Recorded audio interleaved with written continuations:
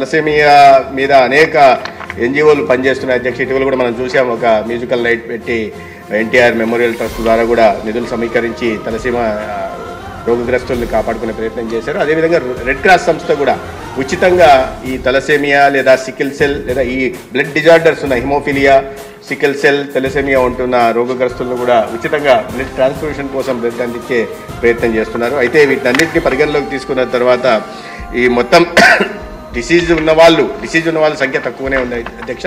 క్యారియర్లు ఎక్కువ ఉంటున్నారు. సమస్య ఏంటంటే వీళ్ళలో కాస్త అవగాహన కలిగించాల్సి ఉంది. తల్లిదండ్రులు ఈ మేనరికం వివాహాలను తగ్గించాల్సిన అవసరం ఉంది. ఈ తల్లిదండ్రులు తల్లికి తండ్రికి ఈ డిజార్డర్ ఉంటే, క్యారియర్స్గా ఉంటే పిల్లలు ఖచ్చితంగా డిసీజ్తో పుట్టే అవకాశం ఉంది అధ్యక్ష. వాళ్ళని పట్టించుకోకపోతే 2.5 సంవత్సరాల వయసులోనే చనిపోయే ప్రమాదం ఉంది. తర్వాత వీళ్ళ సగటు వయస్సు, అది కాలపరిమితి 30 నుంచి 40 సంవత్సరాల లోపలే ఉంటుంది అధ్యక్ష.